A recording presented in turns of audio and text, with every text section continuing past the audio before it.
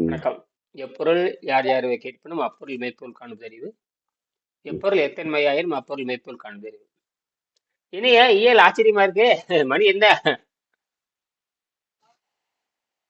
Assignment பண்ணிட்டு இருந்தீங்க நாங்க எல்லாம் சேர்ந்து அதனால நான் எடுக்கல. பரவாயில்ல பரவாயில்ல. சும்மா ஒரு நிமிஷம் கவனிச்சுட்டு போயிரு. ம். நான் ஆ, அப்புறம் வரேங்கய்யா, நான் முடிச்சுட்டு வரேன். ஆ, ஆ, இன்னைக்கு தொடங்கிறியா? அடிப்படையெல்லாம் நீ எது பொருளை வாங்கிட்டு இன்னைக்கு தொடங்கிடு. சரிங்க.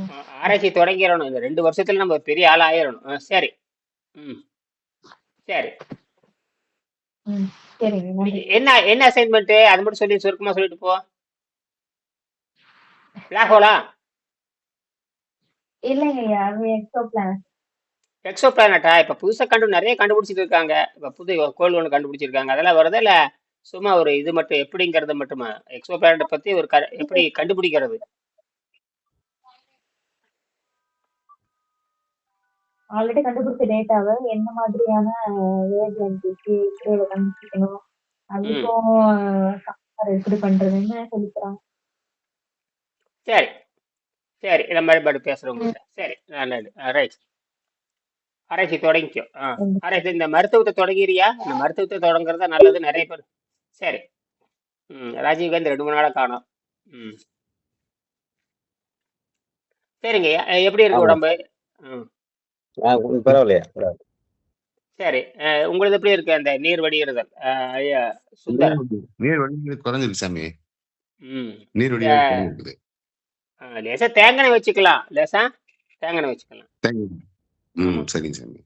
நீர்ல போடுங்க. இப்ப நான் காற்று நீர் இந்த மாதிரி நீர்ல போடணும்னா இந்த இரவே தொடங்கிடணும். அதுல ஒரு 12 மணி நேரம் நமக்கு மிச்சமாயிரும். காற்றுலயே ம், வாடுறதா ம், இருந்தா இந்த இரவு நம்ம 5 மணிக்கு 6 மணிக்கு முடிச்சிட்டோம்னா அதுல இருந்து முடிந்த அளவுக்கு என்ன பண்ணணும்னா அந்த உலர் நோன்புல போட வேண்டியது என்னது? உலர் நோன்பு.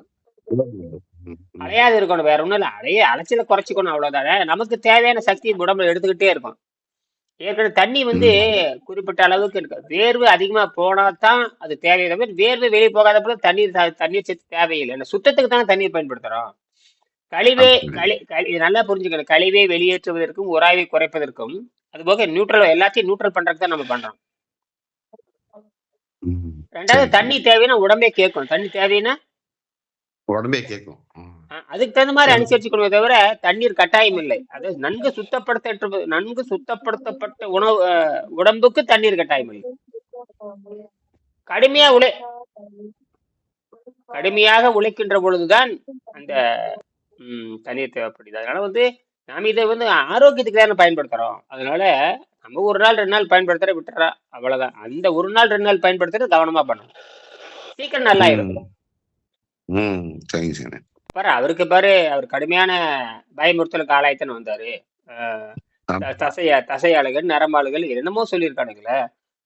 இதை விட மோசமானது சக்கரை நோய். இதை விட மோசமானது சக்கரை நோய். சக்கரை நோய் எல்லாமே வரும். ஏன்னா சக்கரை நோய்ங்கிறது தொடர்ந்து ஆசிட்லயே உடம்பு இருக்கும். ஆசிட்லயே உடம்பு இருக்கிறது. இனிப்புன்னு சொல்றோம் இல்லையா? இனிப்புங்கிற என்ன தெரியுமா? உண்மையில அது ஆசிட் தான். அது கார்போஹைட்ரேட் தான். அந்த கார்போஹைட்ரேட் உள்ள போய் தங்கி ஆசிட்டா மாறிடுது. அமிலமா மாறி சளியாக கொழுப்பாக அடப்பாக மாறுகிறது. அது அமிலமா மாறிடும். பேஸ்டா மாறி உருகி நின்னுக்கு அப்படி. அது அப்படியே நின்று உடம்பைக்கும் பரவி அமிலத்திலேயே உடம்பை வச்சிருக்கும். அப்ப பூரா அரிச்சிரு எல்லாமே. இது இது தனிப்பட்ட முறையில சக்கரை நோய்னு சொல்றதே இல்லை. சக்கரை நோய்ங்கிறது உடம்புல கிடையாது. அதான் விஷயமே. அழுக்குகள் தேங்கறனால அவன் பேரு வைக்கிறான். யாரோ ஒருத்தன் வெளிநாட்டுக்காரன் பேரு வைக்கிறான். இங்க நாம வெவ்வேறு பேர் வச்சுக்கிறோம். அதெல்லாம் ஒண்ணுமே கிடையாது. நமக்கு தேவை இந்த வாதம் பித்தம் கபம், அவ்வளவுதான். அர்னால்டு பார்வையில பாத்தீங்கன்னா சளிதான். அர்னால்டு பார்வத்துல சளிதான் கிருமிகளை உற்பத்தி பண்ணும். இந்த தீய கிருமிகள், அதாவது நோய் உண்டாக்குறதா தீய கிருமிகள், வேற ஒண்ணும் இல்லை. அதுக்கு வாழுகின்ற வசதி இந்த சளிதான். சளி எங்க இருந்து வருது? நாம் சாப்பிட்ற உணவு பழக்கங்கிறது பிறவி நோய். அது 8 வகை காமம் குரோதம் எல்லாமே எல்லாமே 8 வகையான செயல்பாடு இருக்கு உடம்புல. அத்தனையுமே ஆள் மனத்துல பதிஞ்சு இருக்கிறதா. அதுக்கு தான் நாம சாப்பிட்டு இருக்கிறோம். வேற என்னங்க? நமக்கு ஆரோக்கியத்துக்கு நமக்கு திங்கவே தெரியாது. ம். ஆரோக்கியங்கிறது பிறர் சொல்லித்தான் வருது, நமக்கு தெரியாது. ஆரோக்கியம் பிறவிலிருந்து ஆரோக்கியத்தை பத்தி யாரும் பேசுறது இல்லை. ம். ஆசிரியர் மட்டும்தான் ஆரோக்கியத்தை பத்தி பேசுவாரு. அது உணவு பழக்கத்தை விட்டுட்டு பசி தாக்கத்தை கட்டுப்படுத்திட்டு திருப்பி பசி வராம பார்த்துட்டு பசினால் வரக்கூடிய பக்க விளைவை தடுத்து நிறுத்துறவன் தான் ஆசிரியர். அவன் தான் பெரியவன்னு பேரு. ம். ம். உற்ற நோய் நீங்கி உற அமைமுன் காக்கும் பெற்றியாரை பேணிக்கொள், அதுதான் வள்ளுவர் எழுதுவார். ம். ஆக இந்த அந்த அந்த பிறவி நோய் தான், வேற ஒண்ணும் இல்லை. இதுதான் நம்ம ஒரு வைத்தியரா மாறிக்கிறோம், அவ்வளவுதான். அதுக்கு தகுந்த மாதிரி ம். உடம்ப மாத்திக்கிறோம். கடுமையான வேலையா போறதா வர்றதா இதெல்லாம் டக்கு டக்குன்னு சின்ன சின்னதா போட்டு மாத்திக்க வேண்டியது. ம். உடம்பு ஒரே மாதிரி வச்சிருக்க முடியாது. அதெல்லாம் வந்து ஒரு இடத்துல முடிவுக்கு வரும் பொழுது உடம்பு ஒரே மாதிரி வச்சிருக்க முடியும். நம்ம பல்வேறு வகையான சூழல் இருக்கிறனால அதுக்கு தகுந்த மாதிரி கொஞ்சம் கொஞ்சம் மாத்திக்கணும். எக்ஸ்ட்ரா கீர் போடுற மாதிரி தான். First gear, second gear, third gear, fourth gear, top gear, reverse gear, இதெல்லாம் நம்ம அப்போ எதுக்கு போட்டுக்கிறோம்னா அந்தந்த சூழலுக்கு அந்த மாதிரி போட்டுக்கிறோம். உடம்பும் அப்படித்தான். ம். ஏன்னா இதுக்கு வந்து போதைப் பொருள் தேவையில்லை. ம். நம்ம உடம்புக்கு போதைப் பொருள் இருக்கு. ம். இப்ப பாட்டம் லெவல் மோட்டிவேட் ஆகுது இல்லையா ஆமா ஆமா, உடம்பு? நேத்து கூட ஒரு படம் ம். போட்டிருந்தீங்களா, அதெல்லாம் வந்து ஒரு கற்பனை தான். ஆமா. அதெல்லாம் நல்ல கற்பனை தான். கற்பனை தான். ம். ம். ம்.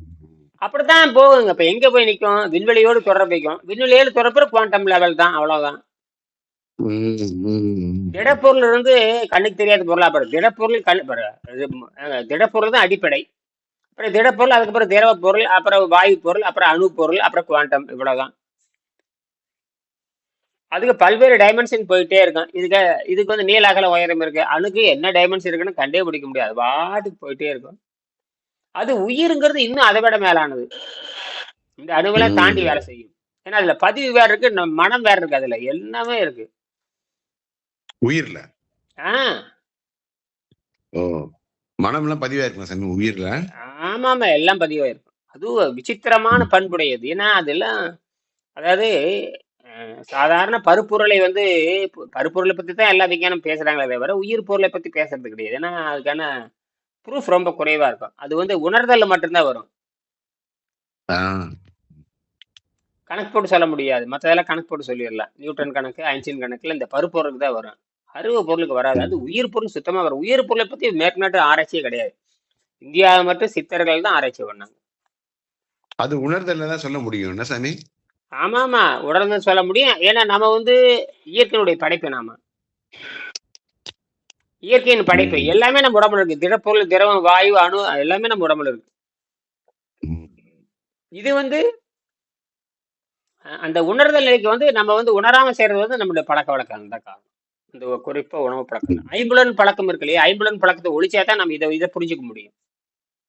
ம். ம். ம். ஒழிக்கணும் அல்லது குறைக்கணும் அல்லது நிறுத்தணும், ஏதாவது உங்களால முடிஞ்சதை செய்யணும். ம். ஆனா அவித்தல்ங்கிறாரு.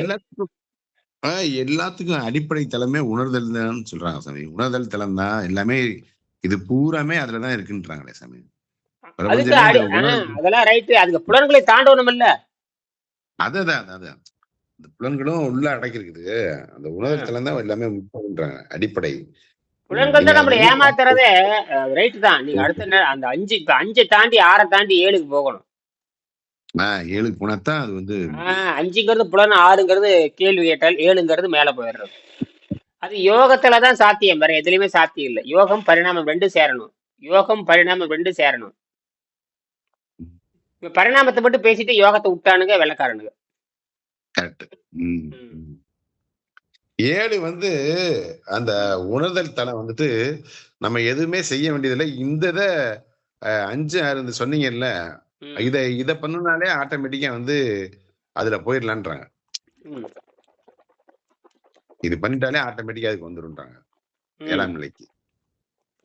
ஆமா, உண்மைதான். சரி, இந்த ஒரு செய்தி பேசிட்டு நிறைவு செய்யலாம். தேவர் குரலும் திருநான்மறை மொழியும் மூவர் தமிழும் முனிமொழியும் கோவை திருவாசகமும் திருமுனர் சொல்லும் ஒரு வாசகம் என்று உணர். இது அற்புதமான ஒரு தத்துவம். அனைத்து வகையான தத்துவத்தையும் ஒரே வரையில முடித்த ஒரு பாடல். அதாவது எல்லா பொருளும் ஒன்றை உணர்த்துகின்றன. எல்லா தத்துவங்களும் ஒன்றைத்தான் உணர்த்துகின்றன, உண்மையை உணர்த்துகின்றன. திருவள்ளுவர் சொல்லா இருந்தாலும் சரி, திருமூலர் இருந்தாலும் சரி, தேவாரம், திருவாசகம், அப்புறம் கோவை திருவாசகமும், திருமூலர் சொல்லும், இதெல்லாம் எதை குறிக்குதுன்னு கேட்டீங்கன்னா ஒன்றைத்தான் குறிக்கிறது. எதை ஒன்றை குறிக்கிறது? நீங்க சொல்றீங்க ஒரே உணர்வு தான். அத ஒரே உணர்வை தான் குறிக்கின்றன. எல்லாம் உயர்ந்த நிலைக்கு பத்தி பேசுகிறது. தேவர் குரலும், திருநான்மறை மொழியும், மூவர் தமிழும், முனிமொழியும், கோவை திருவாசகமும், திருமூலர் சொல்லும் ஒரு வாசகம் என்று ஒரு வாசகம் என்றா எல்லாம் ஒன்றை பற்றி குறிக்கின்றன. எல்லாம் ஒன்னத்தான் பேசுது. இதுல எங்க தெரியுமா போகுதுன்னு கேட்டீங்கன்னா ஆற்றலுக்கு போய் நிக்குது. எல்லாம் கடைசியில ஆற்றல போய் நிக்குது. அது கடைசியில எங்க போய் நிக்குதுங்கன்னா ஒற்றை புள்ளி, சிங்குலாரிட்டின்னு சொல்லுவாங்க. ஒற்றை புள்ளி, அதுக்கு எந்த இது கிடையாது. அதுதான் அடிப்படையே. ஆதி பகவன் சொல்லுவார் திருவள்ளுவர். ஆதி பகவன் அந்த ஒற்றை புள்ளி தான். இவங்க சொல்லக்கூடிய அவரு அப்படி இருப்பார் இப்படி இருப்பார் அதெல்லாம் கிடையாது. அதெல்லாம் அந்த அதுக்கு இவர் பேர் வச்சிருக்காரு ஆதி பகவன். பகவனா பிரிவு, பகவனா தோற்றம், பகவனா பிரிவு தான். ஆதி பகவன் முதல் பகுதி, முதல் பிரிவு, முதல் இயற்கை. அப்ப எதை பகுத்து பாக்குறோம்னா கடைசியே பகுத்து பார்த்தா நினைந்த மாதிரி தான். ரெண்டா புழக்கிறது நடத்தான், பகுத்து பார்த்தா ஆராய்ச்சி கூட நடத்தான். இப்படி எப்படி வேணா சொல்லிட்டே போலாம். பகுத்து கொடுன்னா பிரித்து கொடுத்துன்னு நடத்தான், பகுத்துன்னா ஆராய்ச்சி கூட நடத்தான், படுத்துன்னு பிரிச்சு பாரு நடத்த. இப்படி பொருளே போயிட்டு இருக்குது. நமக்கு எது வசதியா அதுதான். அப்ப ஆய்ந்து பார்க்கும்போது கடைசியில ஒற்றை புள்ளியில் போய் நிக்குது. அதுதான் பருப்பொருளடி தொடக்கம். ஆனா அதுதான் பருப்பொருளடி தொடக்கம். Big bang.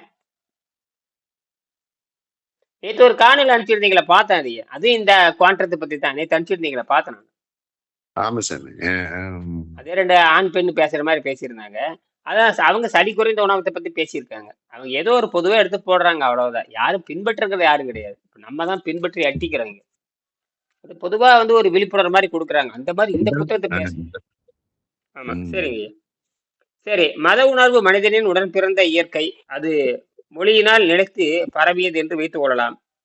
இந்து மதத்தின் சாரத்தை விளக்க மேற்படி பாடலை போல இன்னொரு பாடல் நாம் பார்க்க முடியாது. மனிதனுக்கு மரணம் இயற்கையானது அல்ல. முன்னுரை. எனக்கு தெரிந்த வட இந்தியர் ஒருவர், டு நாட்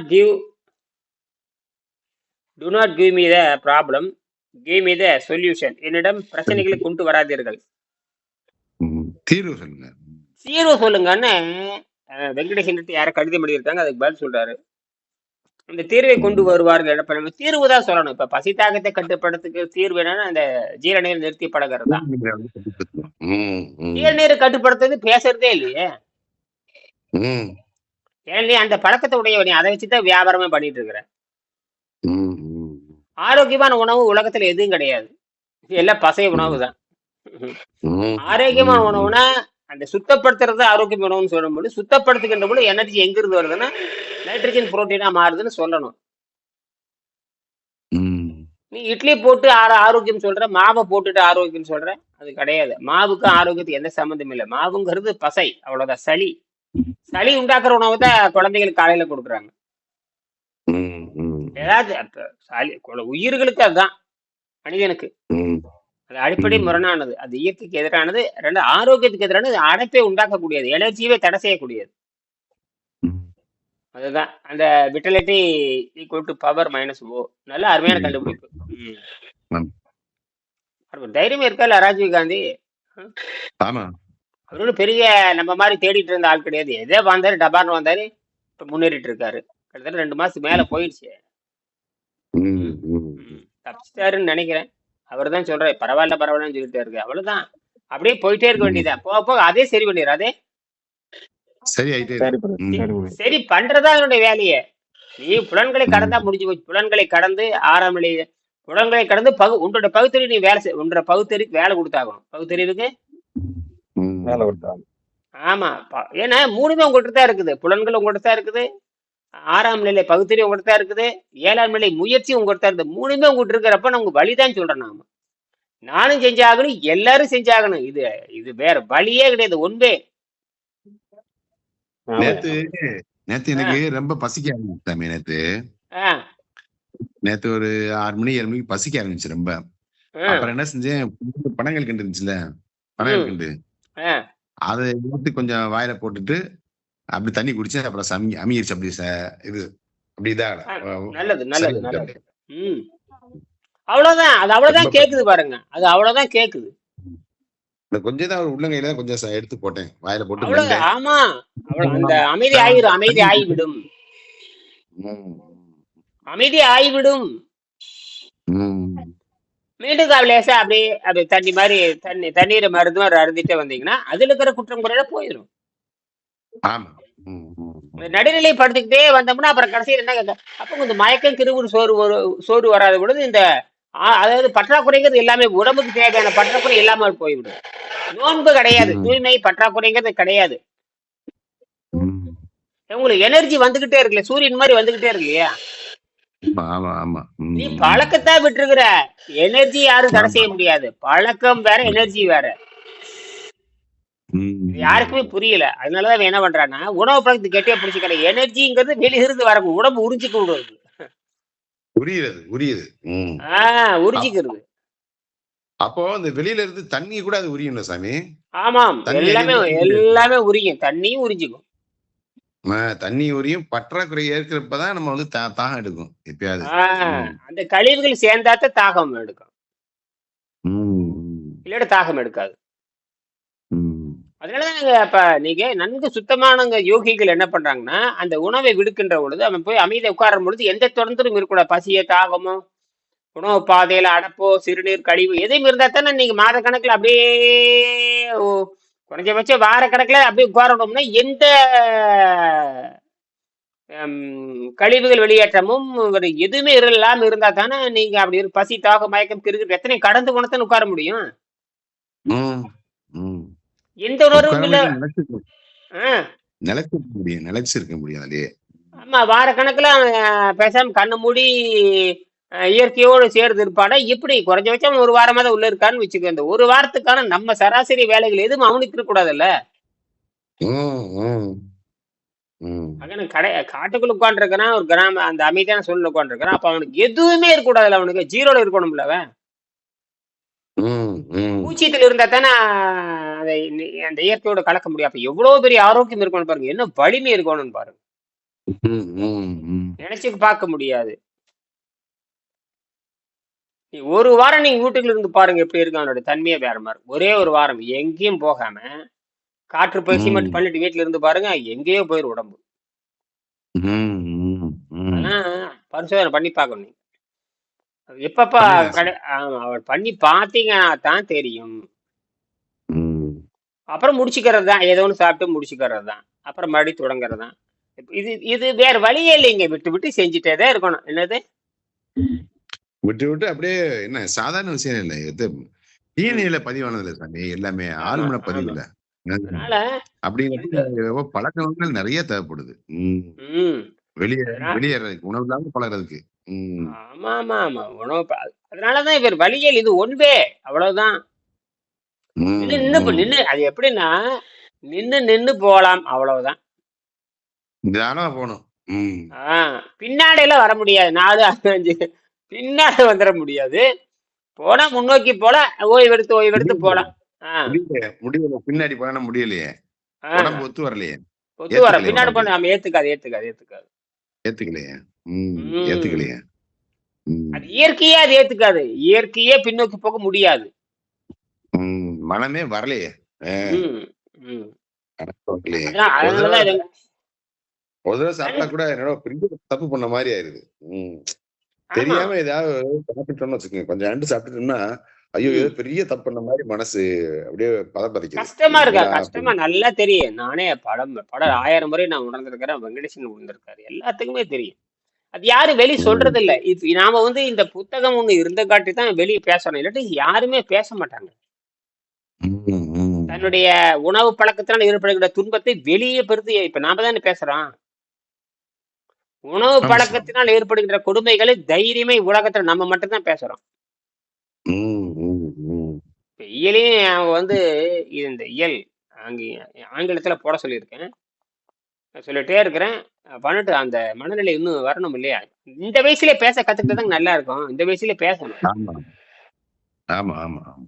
நாங்க வந்துரும் மாணவர்களும் சேர்ந்தாங்கன்னு வச்சு, வெளிநாட்டு மாணவர் ஒண்ணும் இல்ல, வெளிநாட்டுக்காரங்க 4-5 பேத்துக்கு நோயை தீர்க்கிற மாதிரி அவங்க புரிஞ்சுட்டாங்கன்னா உனக்கு ஆராய்ச்சிக்கு பணமும் கிடைக்கும், உனக்கு வந்து மரியாதையும் கிடைக்கும். ம்.